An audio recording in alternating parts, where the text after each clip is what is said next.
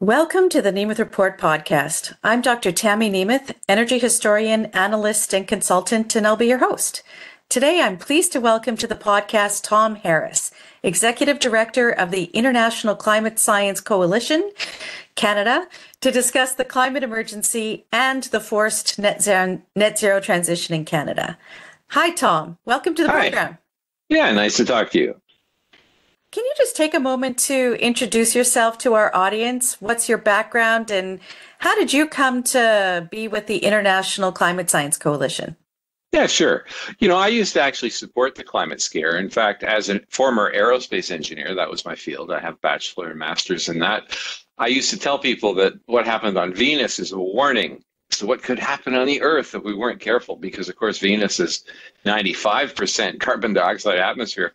And it was interesting because a local professor of geology, he liked the article a lot because I had written about not just the comparative planetology of what happened on Venus, but I talked about Mars and, other planets and how we could learn from the planets and apply that to what's happening on the Earth.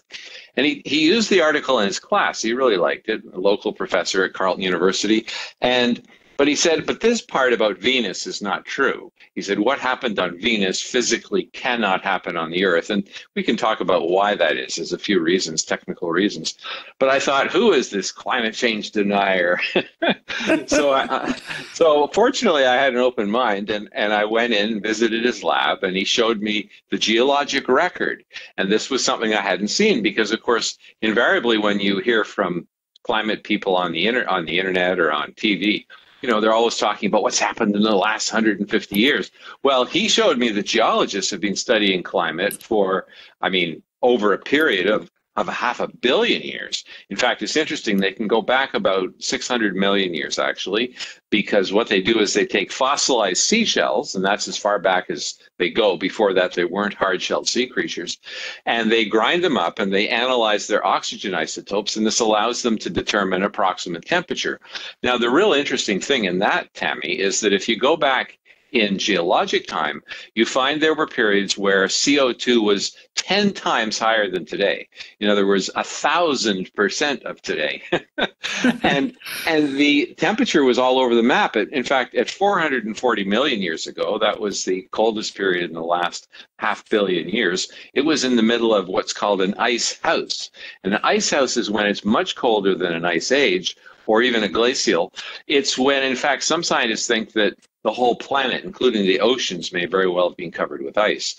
And so what was CO2 doing at that time? Well, CO2 was 10 times higher than it is now. In fact, maybe 13 times higher. It's hard to tell because there's a big error bar. And I started thinking, geez, this is pretty odd. So I looked at more of the geologic record, and this professor, who he doesn't want me to mention his name now because, of course, it's a dangerous field for people to speak out in. But regardless, he showed me that there were lots of geologists, that I should get in touch with and talk to. And locally at Ottawa U, for example, Ian Clark. And he doesn't mind me mentioning his name. In fact, he's very outspoken. He was just a keynote speaker at a Friends of Science event in Calgary. And Jan Weiser. Now, Jan Weiser is really interesting. And this is where I really turned a corner. See, Jan Weiser was so famous that he was given $1 million by the German government to do essentially anything he wanted with it. And from what I understand, he paid students to go around the world and gather a certain kind of seashell, fossilized seashell. And again, he analyzed it to determine temperature. And I think it's worth explaining how they do that because it's actually quite straightforward. It's probably technically quite difficult, but to understand it is pretty easy. And it's pretty fascinating, actually. If you think about it, seawater has H2O, of course. However, the O molecule can be either O16 or O18. Okay, and O18 molecules obviously are a little bit heavier. So what happens is the water that evaporates is preferentially H2O with the O being 16. But that doesn't really matter because generally speaking, it falls on the land and flows back into the ocean. So you don't see a change in concentration, except when you're in very cold periods when there's major glacial. Okay, when there's major glacial, a lot of the snow that falls at low temperatures doesn't flow back into the oceans. So what happens is over time, the ocean becomes depleted of H2O16. Okay, so there's less of the light water in there because more of it's evaporating, falling on the land, but not flowing back into the ocean.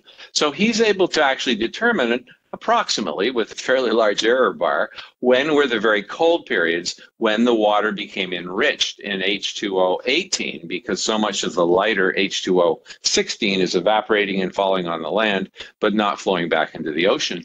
Now, the really interesting thing here, Tammy, is that what they found was that over that 600 million year period, there was a sinusoidal curve, and there was perhaps about 3 cycles, I think, maybe 2, I can't remember. But regardless, it was a sinusoidal curve, which was showing a periodicity of tens of millions of years. And Jan Weiser thought, what on earth, literally on earth, is driving a periodic cycle of temperature over tens of millions of years? Obviously, it had nothing to do with us because we only showed up on the scene a 250,000 years ago. And he was seeing this repeated cycle through the whole geologic record. And he had no idea what it was until he met Nir Shaviv from Jerusalem, actually, from Israel. And he had actually analyzed cosmic rays, and he found the same periodic curve. They put the 2 curves on top of each other, and sure enough, they matched. And so what they found was that for some reason that they didn't understand at the time, and they do now, the incidence of cosmic rays was actually affecting global temperature over a massively long period, a period of, as I say, 600 million years. You had perhaps 3 complete cycles in that.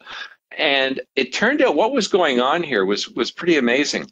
When the Earth and the nearby stars go through a galactic arm, and you know, the arm of our galaxy, or the arms of our galaxy, they're not fixed structures, they're density waves. It's almost like if you look at a traffic jam from a helicopter and you see cars coming up to the traffic jam, they slow down and you know they're all bunched up, and then the car goes out. No individual car stays in the traffic jam, but the jam itself stays. It's a density wave.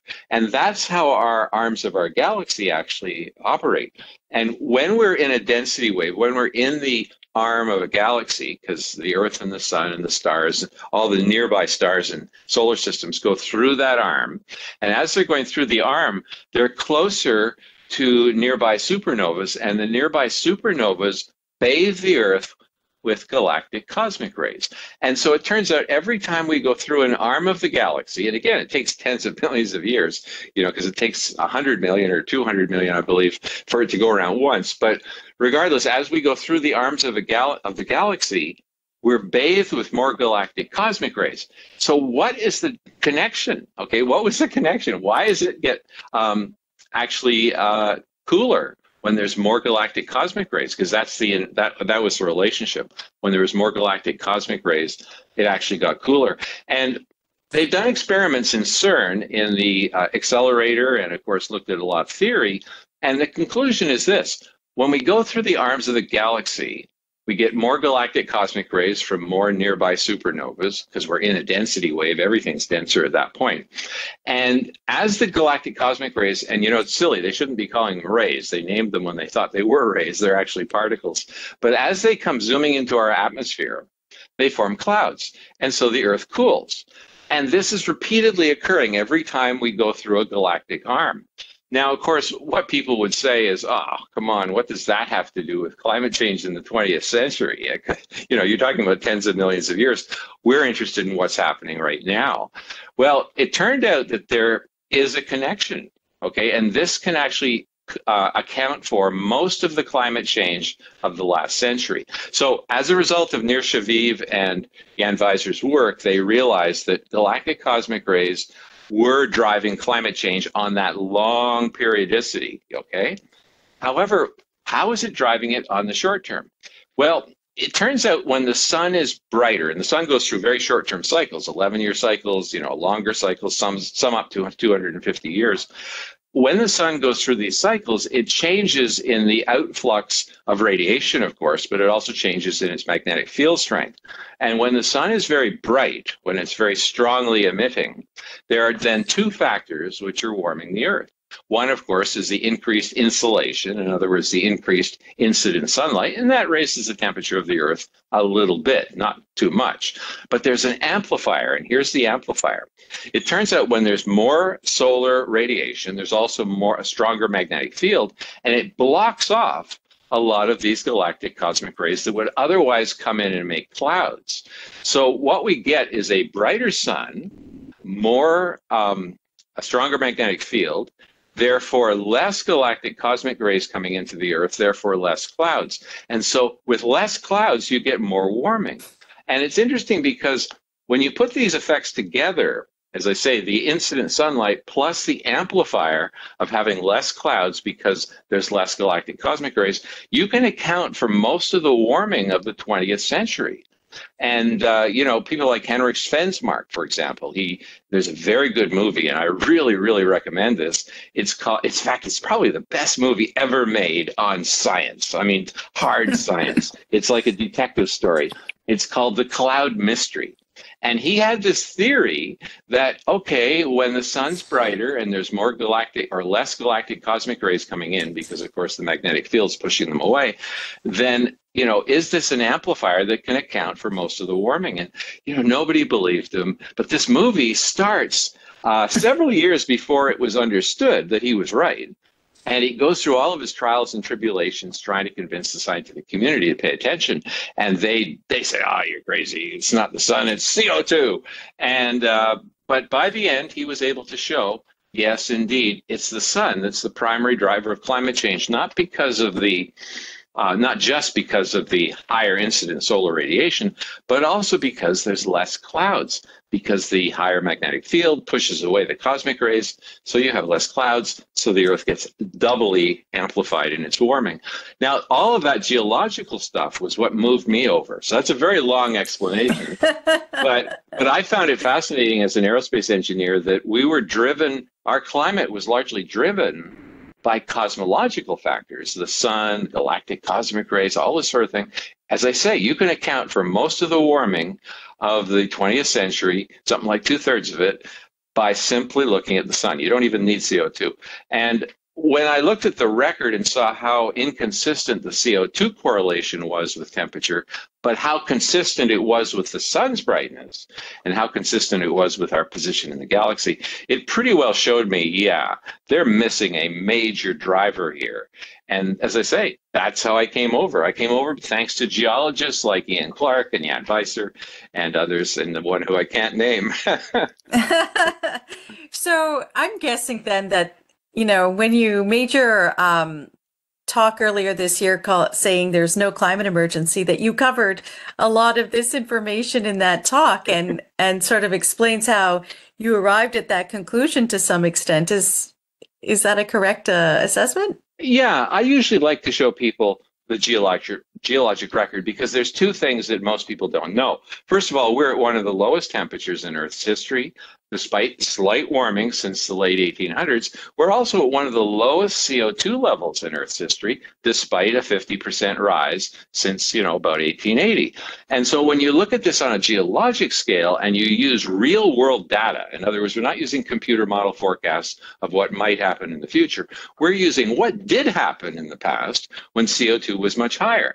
And you see this constantly throughout the record. And, the interesting thing, Tammy, is that when it's cold, okay, like during the Little Ice Age, that's when we have the worst weather. It's not when it's hot. It's not when it's hot. And the thing I found is when I dug into it more deeply and I talked to people like Madhav Kandekar, who's a former Environment Canada research scientist, I realized that virtually every single element of the climate scare is backwards. In other words, what they're saying is the exact opposite of reality. Like obviously there's more polar bears now than there's ever been since I started counting.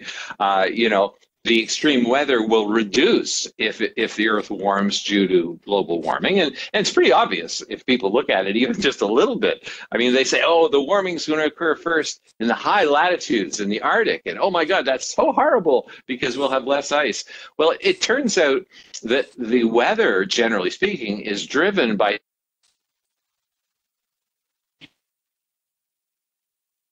Oh, I lost your audio there, Tom. Okay.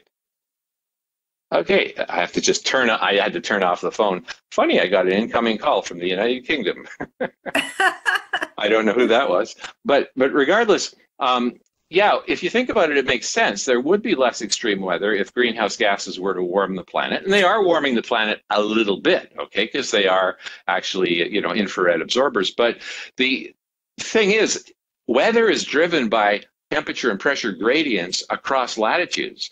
So if it warms first in the Arctic, what you're going to find then is the pressure gradient between the Arctic and lower latitudes actually reduces. And that's the driver of extreme weather. And so if you look at the record, you can see very clearly that the most extreme weather was during the Little Ice Age, over the past, say, 500 years, not today.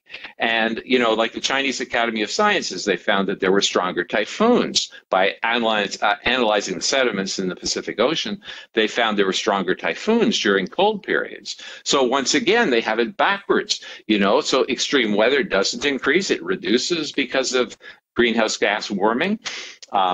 Temperature and CO2, well, CO2 is clearly not a driver of temperature. It does seem that CO2 rises as a result of temperature rise, if you look at the record when you see which comes first.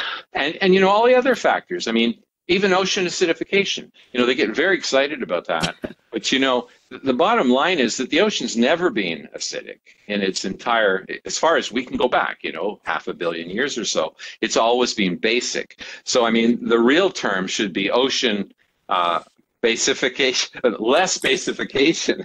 I don't know how you'd express it. But in the course of a day, Tammy, the pH in the ocean, in many parts of the ocean, varies more in the course of a day than the worst forecast for the 21st century. So, I mean, obviously organisms adapt, and those that can't, well, they'll swim to some other place. So, I mean, the pH threat is also invalid. The sea level threat's invalid. They constantly talk about the Maldives. And I don't know if you know, but Niels Axel Morner, a professor from Sweden, a very nice fellow, he just passed away. He went to the Maldives and he did various studies, and he found that in the last 10,000 years, I believe it was, there were about 5 times when sea level was higher in the Maldives than it is today, and the Maldives didn't sink. And of course, the reason is because they're coral, and the coral reef grows faster than sea level rises. Now, it is true that in some Pacific islands, they are sinking, but that has nothing to do with climate change. It's because they're destroying the islands with domestic pollution or with inappropriate construction. And one of the things they do is they try to keep the beaches from being swept away by building breakwaters out into the ocean. And they use a method that's used very successfully on the coast of the Mediterranean. But the Mediterranean has a rock coast, so it works actually very well. But if you put it on a coral island, what it does is it disrupts the flow of nutrient-rich water along the coast, and the coral dies. And since your island is sitting on living coral, then yeah, you're going to have trouble. And similarly, if you have domestic pollution, which a lot of these islands do, and they just toss it into a hole in the middle of the island, it destroys the coral. So yeah, they have to look after their own islands. But the idea the sea is going to, overwhelm them, no way. The coral grows much faster than sea level ever advances. So, after I started looking at this, I realized, hey, virtually every single one of their claims is backwards. I mean, completely wrong. And so this, I think, is the reason why so few media bring in geologists, because geologists just laugh and they say, well, you realize that 8,000 years ago, sea level was rising 10 times faster than today, and they can go through the actual statistics and show you that what's happening now is normal. We're in a period of climate tranquility, actually, in comparison with, let's say, the Younger Dryas episode, where we saw, and this was, I believe, about 12,000 years ago, something like that. And, we saw temperature changes 10 times faster than today. So any geologist will tell you that right now we're in a period of tranquility in the climate in comparison with natural drivers throughout history. Yeah, for sure. And you know what I think is interesting when you talk about data, and data is really important, especially when you're trying to see what's actually happening. But, you know, I was looking at the recent study by the Connollys and Willie Soon, where they're expressing some concern about how the data is perhaps not being kept accurately, I guess is the way I can say it without being too negative about it, but that there's these adjustments taking place in the raw data that is distorting it to some extent, and that is always in one direction, and that therefore, and there are actually some groups are going back into the historical data and altering that as well. So do you have any concerns that if we're trying to say, like, let's look at the data and make sure that what's happening now is actually that we can report on it more accurately, do you have any concerns that that data is in fact going to be unreliable? Oh yes, very definitely. And in fact, it's interesting. I only just came across a website. I'd never heard of it before, but it's very reputable. It's temperature.global. I don't know if you've heard of that, temperature.global. They take all the uncorrected, all the unmassaged temperature data from all over the world. They update it every minute. Okay, they're taking temperatures from buoys, from land surface, all over the place. And they've been doing this, for about 10 years. And they have a 10-year graph. And I'll tell you, the 10-year graph of uncorrected temperatures shows no warming at all. It shows no record set in 2023. It shows that, and what they do is they average it for every reading that comes in. And again, they're coming in every minute, okay? Temperature.global. And it's interesting, the scientists that are doing this, they don't use their own names because they've been getting all kinds of threats and everything else. Because of course, what they're doing is they're saying, look, if we take the uncorrected data and we do nothing to it at all, and we just plug it in and we take a 12-month average, and that average is taken every minute, every minute, every minute, every minute, and we look at the whole thing with respect to, okay, was it higher or lower than the average over, let's say, well, if they take the whole 10-year average, and what they find is that for the last 7 years, the 12-month average for each year was slightly below average. And so what they show is that unlike what we're hearing in the press, and even the University of Huntsville, Alabama, Huntsville, satellite temperature record from Roy Spencer and John Christie, even that shows that in the last 2 months, we've seen a big increase in temperature. Not big, of course, it's relative. They're talking about 0.93 above the most recent average. 0.93 isn't catastrophic, that's for sure, but it does show the highest temperature in the satellite record. But global dot temperature, if you look at that, the uncorrected data does not show any rise in 2023. And it doesn't show any rise. Actually, it shows for the last 7 years, we've been a bit below average every year. Now, some people might say, oh, yeah, but that's uncorrected data. But, you know, if you take all the data and you don't correct it, I think that what it does is it gets rid of the biases that are injected by corrections that may, in fact, not be correct. So I listened to the interview with one of the scientists who's running this last night, and he talked about, you know, where their different sources are coming from. And it's cool because when you get in temperature.global, you can see, oh yeah, the last update was from Caracas, Venezuela, you know, 60 seconds ago. So, I mean, it's real time, boom, boom, boom, boom, boom. And you know, Tammy, even if it were true that there was a 0.93 degrees Celsius rise in the last month in October, because that's what it was most plotted for the satellite map. You know, 0.93 degrees is virtually nothing. I mean, you know, you think about it, in the course of a day, you know, we see temperature variations of 15 degrees Celsius, you know, sometimes here in Canada. And certainly in the course of a year, we see huge temperature changes. So if we're talking about a 1.2 degree temperature rise, which is what the UN are saying, since 1880, 1980, the joke that people like Richard Lindzen say, they say, well, that's such a small change that you wouldn't notice it in your entire lifetime. So once again, even if you take the data that they're using, it's very hard to say that there's a climate crisis. So once again, what's the crisis based on? It can't be based on real world data, because real world data doesn't show an increase in tornadoes or hurricanes or extreme weather or all that. Doesn't show that sea level is doing anything particularly unusual. It does accelerate and decelerate at times, and it is generally rising. Okay, and you would expect sea level to rise since, of course, the Earth has generally been warming since the end of the last glacial. But as I said, 8,000 years ago, the sea level was rising 10 times faster because there was a lot more ice to melt. So, it's interesting because there's a group in the United States called the Right Climate Stuff. I don't know if you've heard of them, but these are retired engineers and astronauts from NASA. And included in that bunch are actually some moonwalkers. And these are people who said, in God we trust, everyone else bring data. And they say, okay, we got to the moon by trusting data. We did, theories were great in theory, but we used real world data. And so they've analyzed all this data that I'm talking about, and they conclude there's no climate emergency. And it's interesting. People should look it up, the Right Climate Stuff. These are the people that got America to the moon. They're not dummies. And they are now outspokenly saying there's no climate crisis. So they have to base the climate crisis on something. What they base it on is the models. So then, of course, the obvious question is, well, how well have the models worked?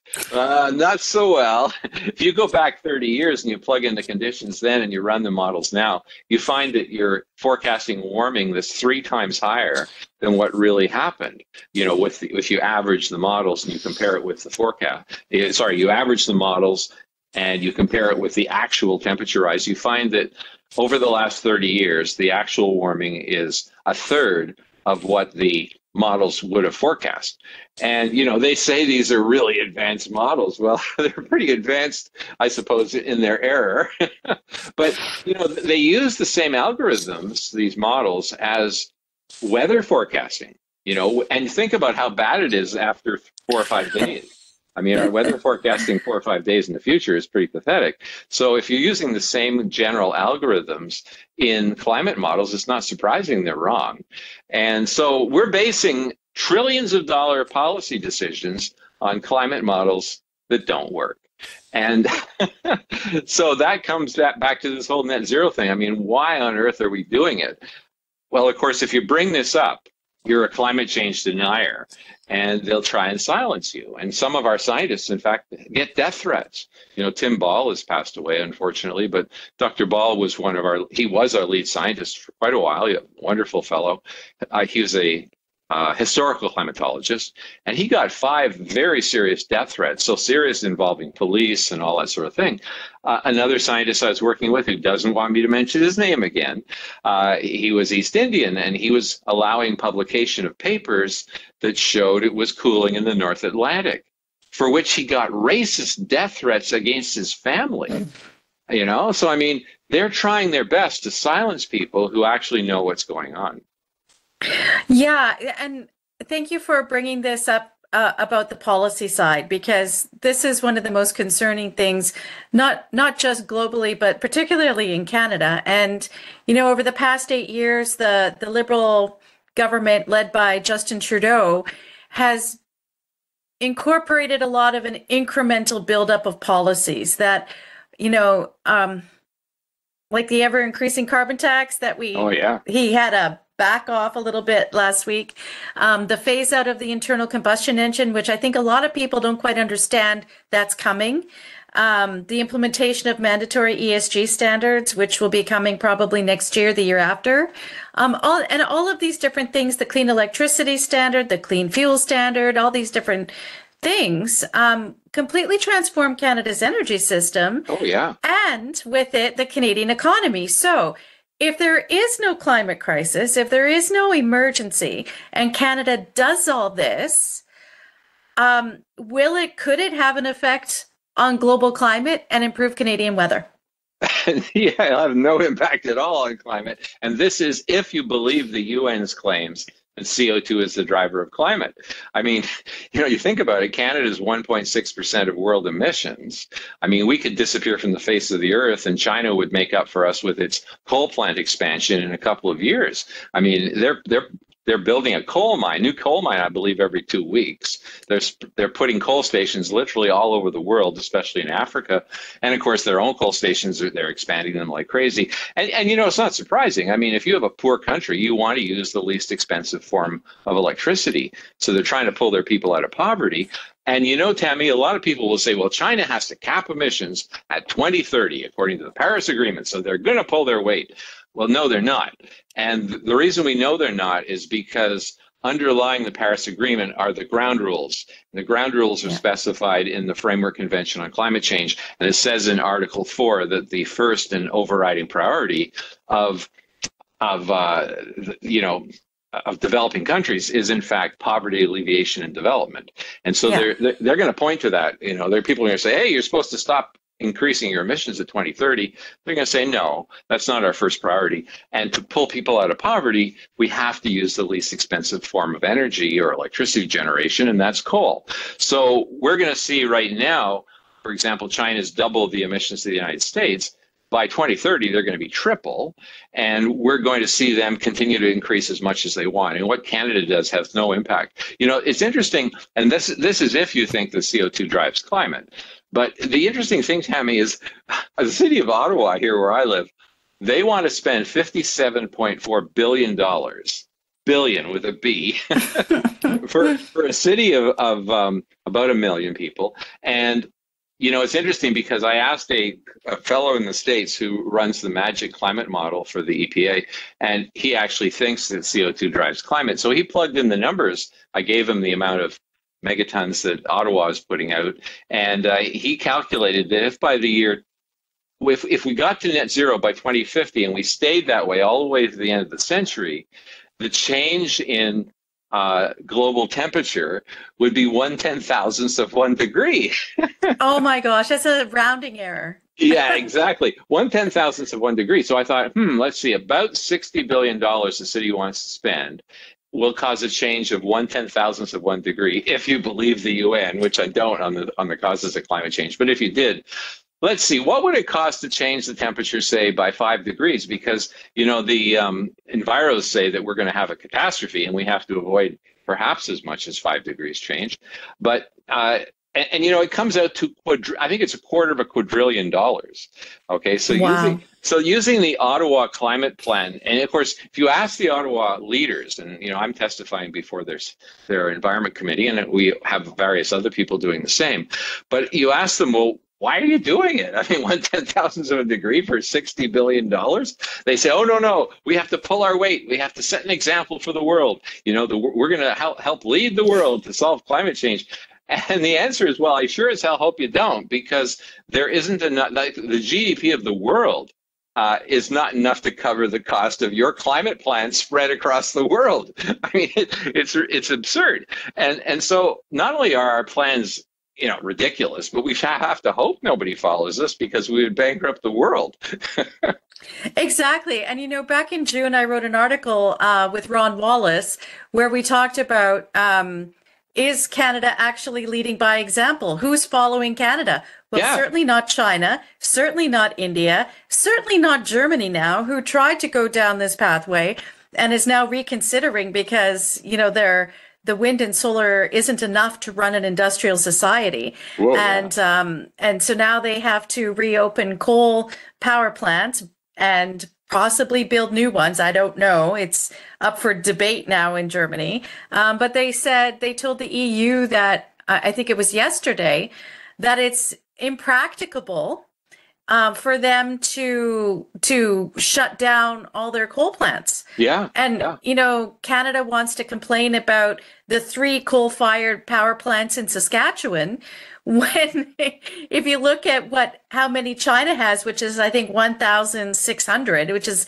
like an insane number. Germany has like way more than 3. In fact, they just reopened 3, in addition to what else they have. So it seems absurd that we're supposed to lead by example and no one's paying attention to what Canada's doing. Yeah, the analogy I use, and again, this is saying that CO2 is the climate driver, which I think is fundamentally wrong. But regardless, it's like you're in an inflated life raft and you're puncturing it with a pin, and your neighbor is using a chainsaw, and everybody in the life raft says, "Oh, look at what this guy's doing with the pin," and they're ignoring the chainsaw. And it's interesting because China knows they have a special deal because they were considered a developing country, and they still are considered a developing country under the UN protocols for climate.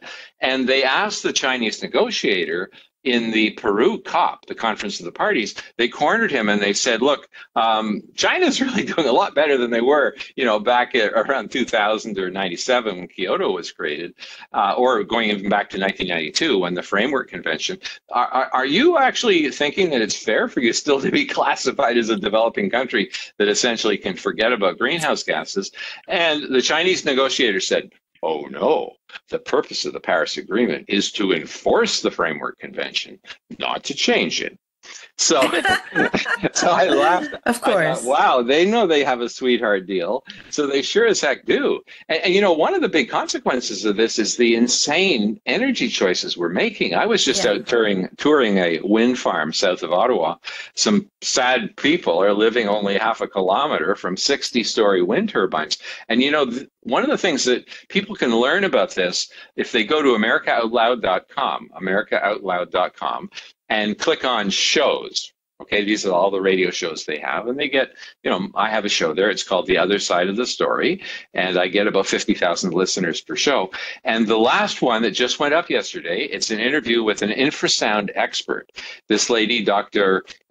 Mariana Alves Pereira, okay, she's from Portugal. I interviewed her from Portugal. Amazing lady. She's very brave because she's standing up and telling the wind turbine companies, no, you can't measure, the sound frequency with dBA, which is what they always do when they tell you there's almost no infrasound, because it's dBA is supposed to model the human ear, which doesn't hear it.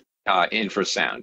So while they may measure 10 hertz on negligible dBA, you have to add literally 70 dB to it to see what's really there in the low frequency sound.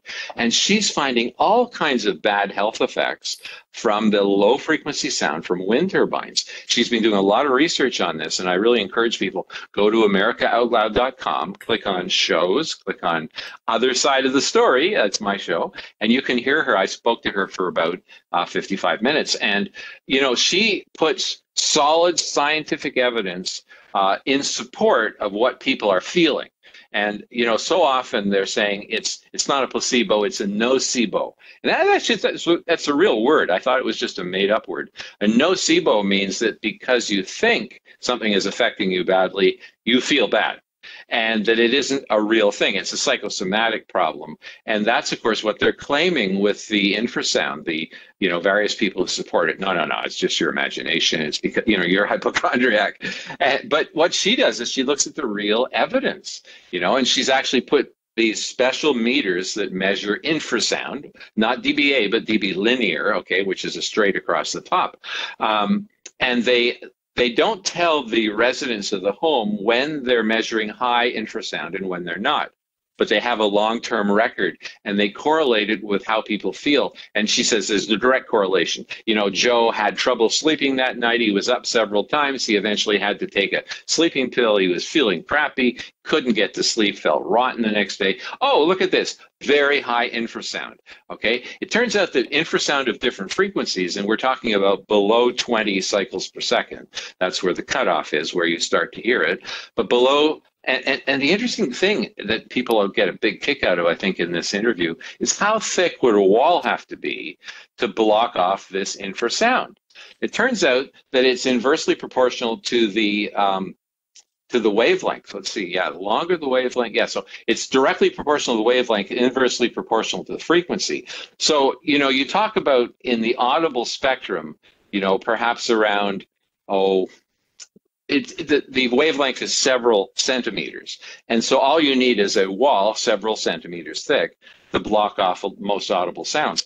But when you get down to 10 hertz, which is the middle of that infrasound spectrum, you need a wall of something like 17 meters thick. If you go down to 1 hertz, you need a wall more than 300 meters thick. In other words, it's totally impractical. You can't do that. So I asked her, I said, well, what should people do if they live near a wind farm? Well, her first advice was to move away. And she said she wouldn't live within, she said she wouldn't live within 15 kilometers of one of these 60-story turbines.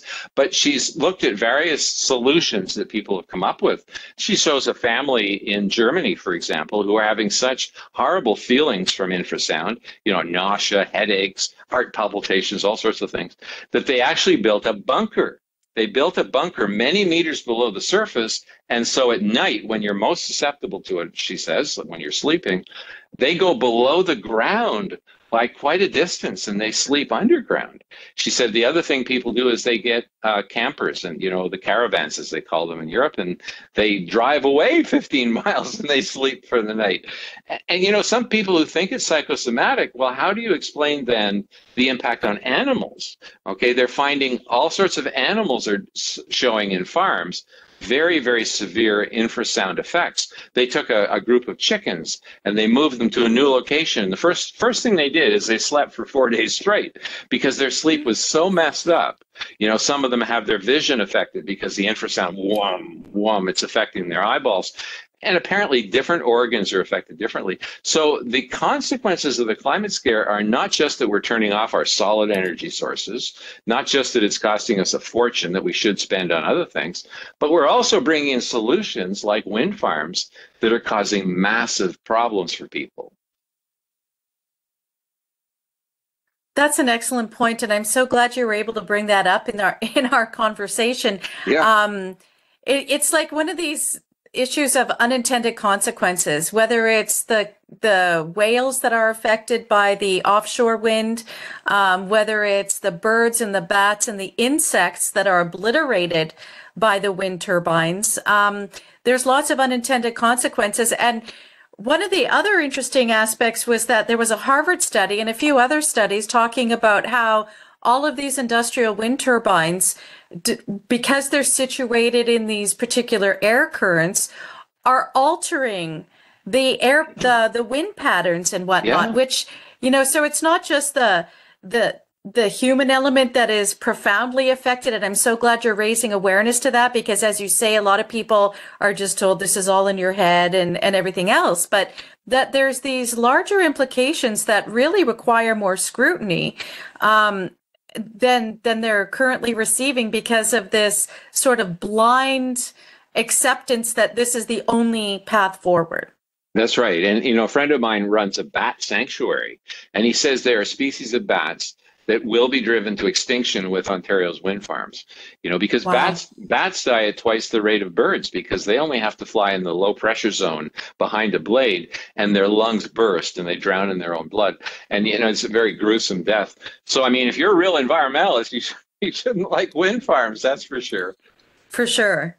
Well, Tom, I'm really sorry. Our time is ending here, and I'm hoping to have you back again when we have a little more time so we can discuss these things a little bit further. But I want to thank you for your time today to share your immense knowledge about the science involved around the climate change, and to hear about some of the things that you've been doing to try and at least push back a little bit against some of the absurdities and madness that we see. Yeah, for sure. And you too. I love the way you're doing it as well. Thank you. Thank you so much. And I really hope I can talk to you again. I'll have the show notes with the links that you talked about, the America Out Loud, the temperature.global, which looks really cool, and the right climate stuff. So I'll put links to that in the description. And the cloud mystery. If people search for that, they'll see the very best video ever on the real, how science really unfolds. It's quite wonderful. Excellent. Okay, I will put those all in the show description, and hopefully people will check them out. Okay, thanks, Tammy. Thank you. Bye-bye. Bye.